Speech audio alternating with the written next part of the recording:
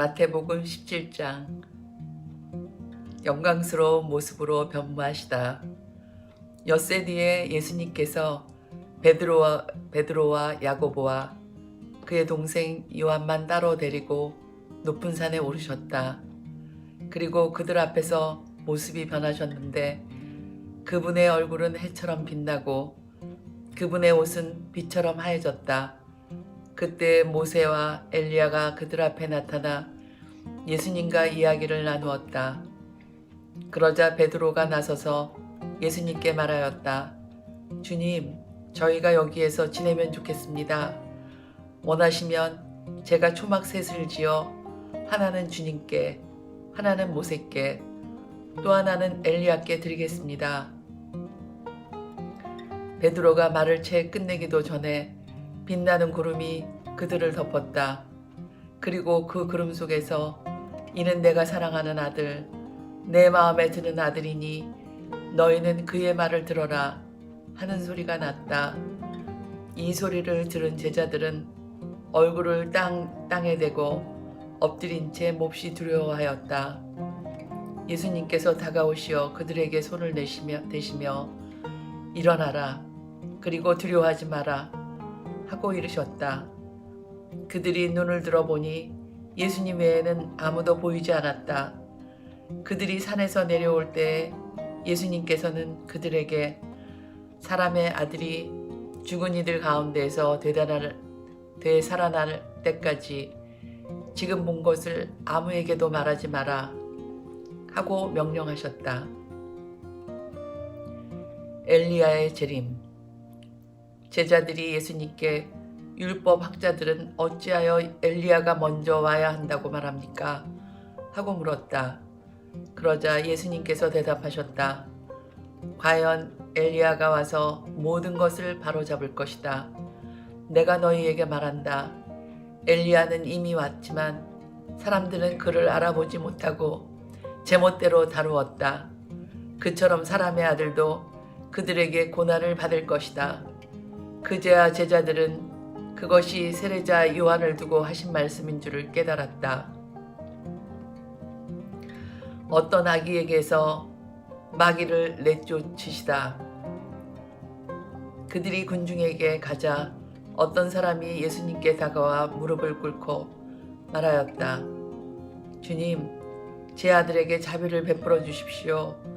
간질병에 걸려 몹시 고생하고 있습니다. 자주 불 속에 떨어지기도 하고 또 자주 물 속에 떨어지기도 합니다. 그래서 주님의 제자들에게 데려가 보았지만 그들은 고치지 못하였습니다. 그러자 예수님께서 믿음이 없고 삐뚤어진 세대야, 내가 언제까지 너희와 함께 있어야 하느냐? 내가 언제까지 너희를 참아 주어야 한다는 말이냐? 아이를 이리 데리고 오너라 하고 이르셨다. 그런 다음 예수님께서 호통을 치시자 아이에게서 마귀가 나갔다. 바로 그 시간에 아이가 나았다. 그때 제자들이 따로 예수님께 다가와 어찌하여 저희는 그 마귀를 쫓아내지 못하였습니까? 하고 물었다. 예수님께서 대답하셨다. 너희의 믿음이 약한 탓이다. 내가 진실로 너희에게 말한다. 너희가 겨자씨에 한 알만큼한 믿음이라도 있으면 이 산더러 여기서 저기로 옮겨가라 하더라도 그대로 옮겨갈 것이다. 너희가 못할 일은 하나도 없을 것이다. 순환과 부활을 두 번째로 예고하시다. 그들이 갈릴레아에 모여 있을 때에 예수님께서 제자들에게 이르셨다. 사람의 아들은 사람들의 손에 넘겨져 그들 손에 죽을 것이다. 그러나 사흘날에 되살아날 것이다. 그러자 그들은 몹시 슬퍼하였다. 성전세를 바치시다. 그들이 카파르나움으로 갔을 때 성전세를 거두는 이들이 베드로에게 다가와 여러분의 스승님은 성전세를 내지 않으십니까? 하고 물었다.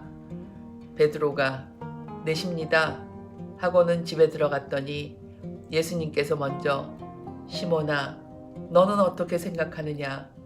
세상 임금들이 누구에게서 관세나 세금을 거두느냐? 자기 자녀들에게서냐 아니면 남들에게서냐 하고 물으셨다. 베드로가 남들에게서입니다 하고 대답하자 예수님께서 이르셨다. 그렇다면 자녀들은 면제받는 것이다. 그러나 우리가 그들의 비유를 건드릴 것은 없으니 호수에 가서 낚시를 던져 먼저 올라오는 고기를 잡아 입을 열어보아라. 스타테르 한 입을 발견할 것이다. 그것을 가져다가 나와 내 몫으로 그들에게 주어라. 18장 하늘나라에서 가장 큰 사람. 그때 제자들이 예수님께 다가와 하늘나라에서는 누가 가장 큰 사람입니까? 하고 물었다. 그러자 예수님께서 어린이 하나를 불러 그들 가운데에 세우시고 이르셨다. 내가 진실로 너희에게 말한다. 너희가 회개하여 어린이처럼 되지 않으면 결코 하늘나라에 들어가지 못한다.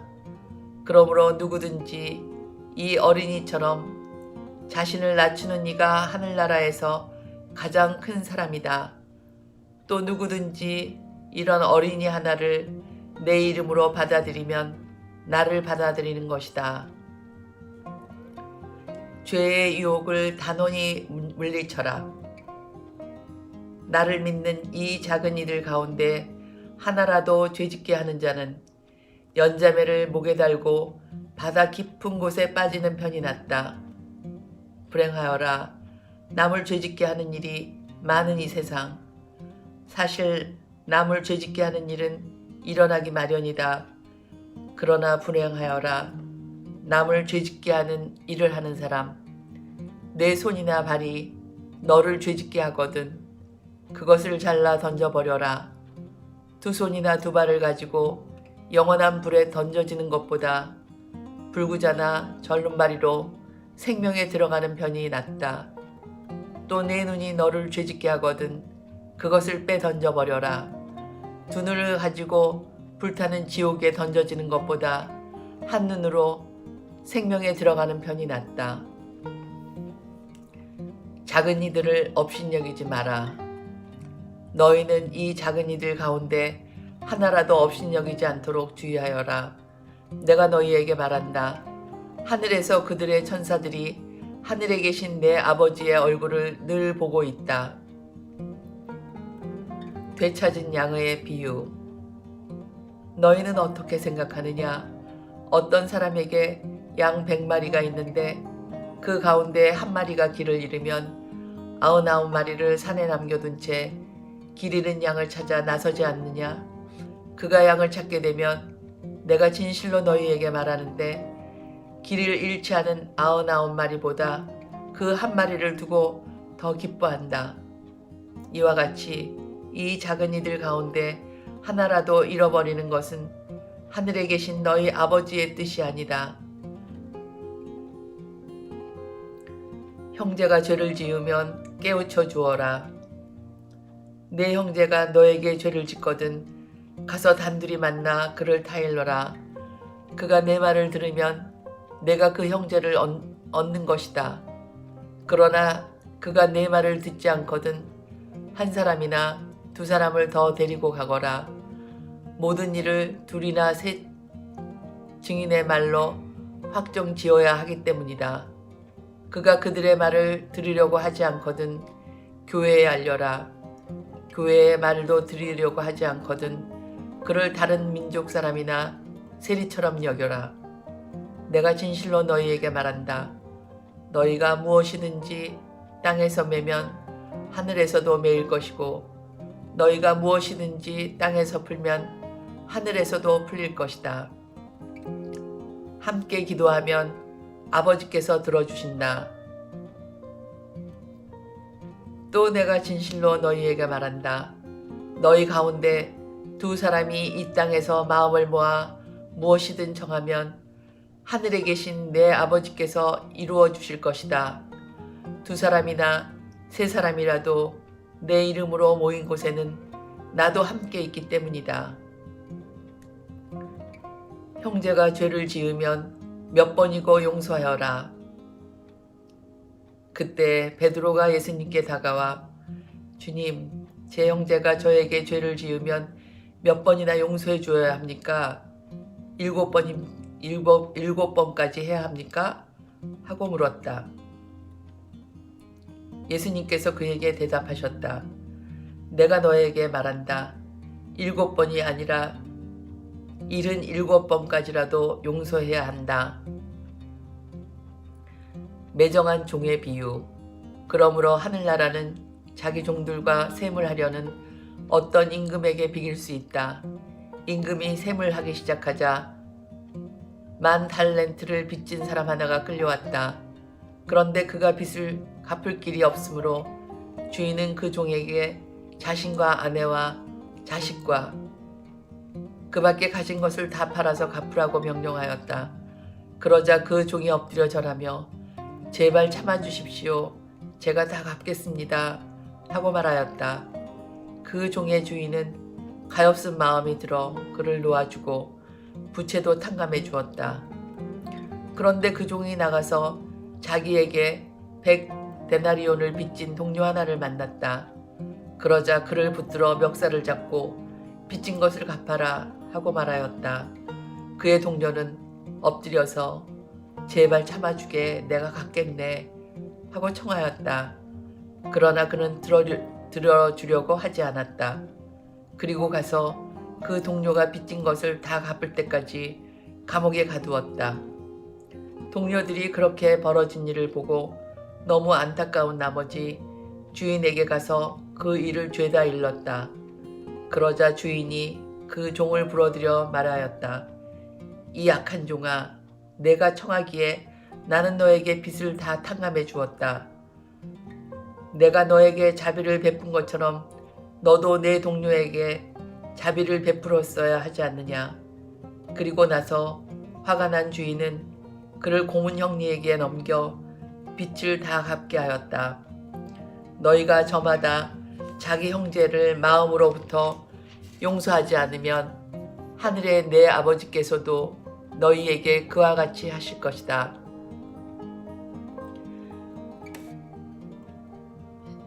마태복음 19장.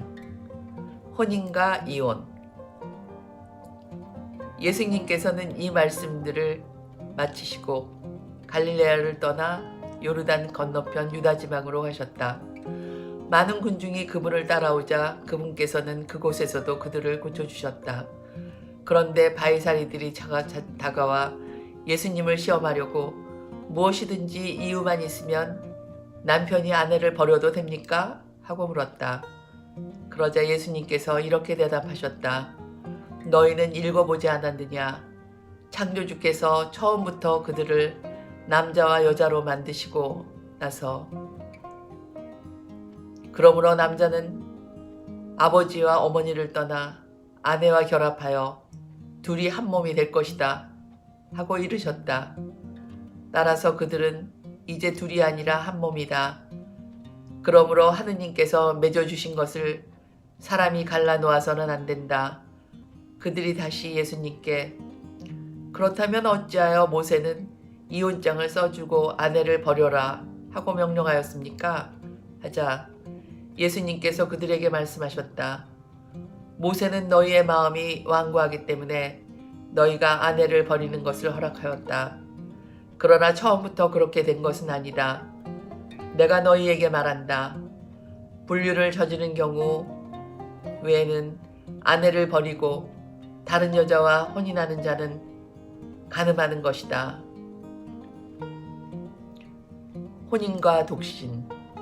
그러자 제자들이 예수님께 아내에 대한 남편의 처지가 그러하다면 혼인하지 않는 것이 좋겠습니다.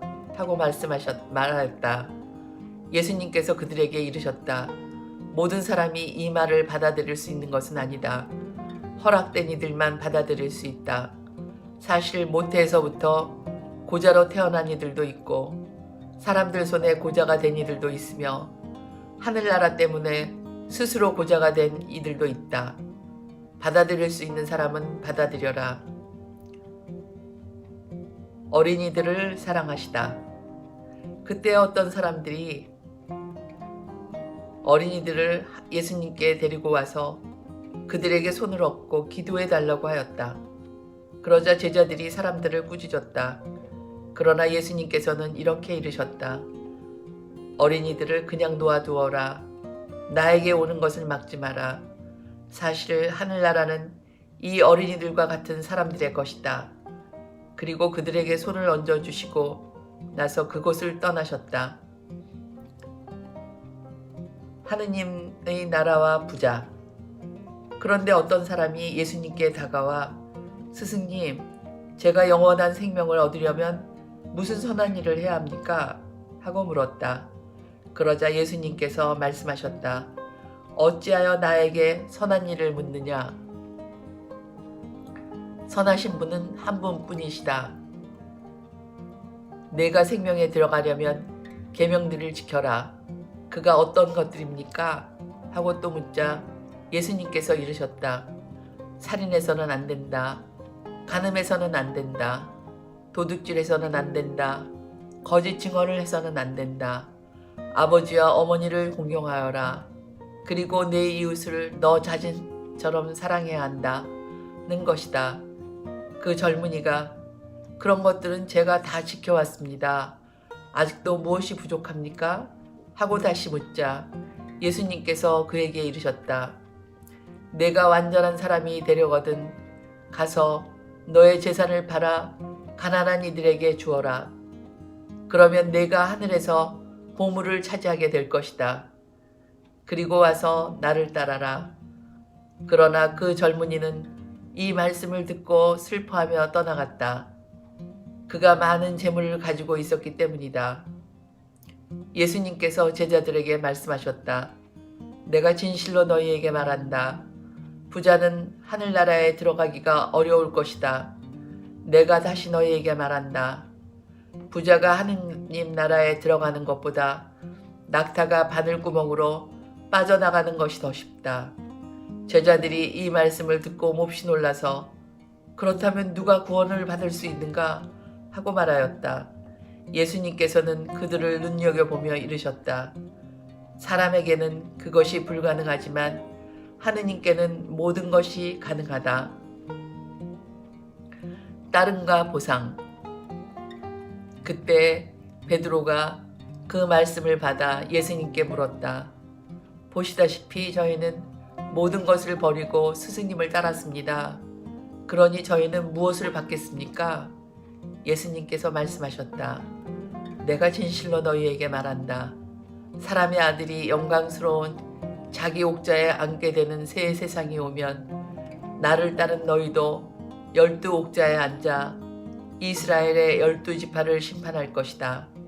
그리고 내 이름 때문에 집이나 형제나 자매, 아버지나 어머니, 자녀나 토지를 버린 사람은 모두 100배로 받을 것이고 영원한 생명도 받을 것이다. 그런데 첫째가 꼴찌되고 꼴찌가 첫째 되는 이들이 많을 것이다. 마태복음 20장. 선한 포도밭 주인의 비유. 하늘나라는 자기 포도밭에서 일할 일꾼들을 사려고 이른 아침에 집을 나선 밭 임자와 같다. 그는 일꾼들과 하루 한 데나리온으로 합의하고 그들을 자기 포도밭으로 보냈다. 그가 또 9시쯤에 나가보니 다른 이들이 하는 일 없이 장터에 서 있었다. 그래서 그들에게 당신들도 포도밭으로 가시오. 정당한 싹을 주겠소 하고 말하자 그들이 갔다. 그는 다시 12시와 오후 3시쯤에도 나가서 그와 같이 하였다. 그리고 오후 5시쯤에도 나가보니 또 다른 이들이 서 있었다. 그래서 그들에게 당신들은 왜 온종일 하는 일 없이 여기 서 있어? 하고 물으니 그들이 아무도 우리를 사지 않았기 때문입니다. 하고 대답하였다. 그러자 그는 당신들도 포도밭으로 가시오. 하고 말하였다. 저녁 때가 되자 포도밭 주인은 자기 관리인에게 말하였다. 일꾼들을 불러 맨 나중에 온 이들부터 시작하여 맨 먼저 온 이들에게까지 품삯을 내주시오. 그리하여 오후 5시쯤부터 일한 이들이 와서 한 데나리온씩 받았다. 그래서 맨 먼저 온 이들은 차례가 되자 자기들은 더 받으려니 생각하였는데 그들도 한 데나리온씩만 받았다. 그것을 받아들고 그들은 받은 자에게 투덜거리면서 맨 나중에 온 저자들은 1시간만 일했는데도 떼약볕 아래에서 온종일 고생한 우리와 똑같이 대우하시는군요 하고 말하였다. 그러자 그는 그들 가운데 한 사람에게 말하였다. 친구여, 내가 당신에게 불의를 저지르는 것이 아니요. 당신은 나와 한 데나리온으로 합의하지 않았소? 당신 풋싹이다 받아서 돌아가시오. 나는 맨 나중에 오니 이 사람에게도 당신에게처럼 품삯을 주고 싶소. 내 것을 가지고 내가 하고 싶은 대로 할 수 없다는 말이요? 아니면 내가 후하다고 해서 시기하는 것이요? 이처럼 꼴찌가 첫째 되고 첫째가 꼴찌 될 것이다. 순환과 부활을 세 번째로 예고하시다. 예수님께서 예루살렘으로 올라가실 때 12 제자를 따로 데리고 길을 가시면서 그들에게 이르셨다. 보다시피 우리는 예루살렘으로 올라가고 있다. 거기에서 사람의 아들은 수석사제들과 율법 학자들에게 넘겨질 것이다. 그러면 그들은 사람의 아들에게 사형을 선고하고 그를 다른 민족 사람들에게 넘겨 조롱하고 책찍질하고 그리고 나서 십자가에 못 박게 할 것이다. 그러나 사람의 아들은 사흘날에 되살아날 것이다. 출세와 섬김. 그때 제베데오의 두 아들의 어머니가 그 아들들과 함께 예수님께 다가와 엎드려 절하고 무엇인가 청하였다. 예수님께서 그 부인에게 무엇을 원하느냐 하고 물으시자 그 부인이 스승님의 나라에서 저의 이 두 아들이 하나는 스승님의 오른쪽에 하나는 왼쪽에 앉을 것이라고 말씀해 주십시오 하고 말하였다. 예수님께서 너희는 너희가 무엇을 청하는지 알지도 못한다. 내가 마시려는 잔을 너희가 마실 수 있느냐 하고 물으셨다. 그들이 할 수 있습니다 하고 대답하자 예수님께서 그들에게 말씀하셨다. 너희는 내 잔을 마실 것이다. 그러나 내 오른쪽과 왼쪽에 앉는 것은 내가 허락할 일이 아니라 내 아버지께서 정하신 이들에게 돌아가는 것이다. 다른 열제자가 이 말을 듣고 그 두 형제를 불쾌하게 여겼다. 예수님께서는 그들을 가까이 불러 이르셨다. 너희도 알다시피 다른 민족들의 통치자들은 백성 위에 군림하고 고관들은 백성에게 세도를 부린다. 그러나 너희는 그래서는 안 된다. 너희 가운데 높은 사람이 되려는 일은 너희를 섬기는 사람이 되어야 한다. 또한 너희 가운데에서 첫째가 되려는 일은 너희의 종이 되어야 한다. 사람의 아들도 섬김을 받으러 온 것이 아니라 섬기러 왔고 또 많은 이들의 몸값으로 자기 목숨을 바치러 왔다.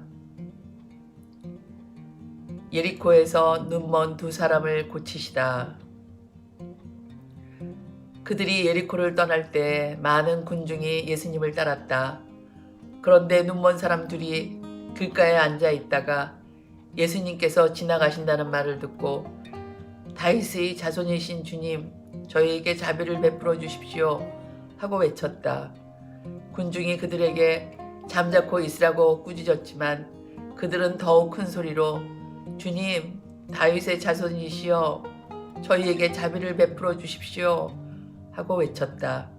예수님께서 걸음을 멈추시고 그들을 부르신 다음 내가 너희에게 무엇을 해주기를 바라느냐 하고 물으셨다. 그들이 주님, 저희 눈을 뜨게 해주십시오 하고 대답하였다. 예수님께서 가엾은 마음이 들어 그들의 눈에 손을 내시자 그들이 곧 다시 보게 되었다. 그리고 그들은 예수님을 따랐다. 또 여기까지가 20장까지 마태복음 끝났네요. 우리 오늘 또 지금 또 묵상하는 거예요. 제가 지금 단계별로 계속 하고 조금 쉬었다가 또 하고 이렇게 하고 있거든요. 같이 묵상했으면 좋겠습니다. 아까도 얘기했죠. 주님께서 둘 이상 모인 곳에 주님의 말씀 가운데 우리가 함께 거하면서 기도를 하면은 다 이루어진다 그랬으니까 우리가 하는 마음의 기도가 다 각자 지금 같이 하시는 이 모든 분들한테 그 빛이, 그 기도의 빛이 다 가리라 믿습니다.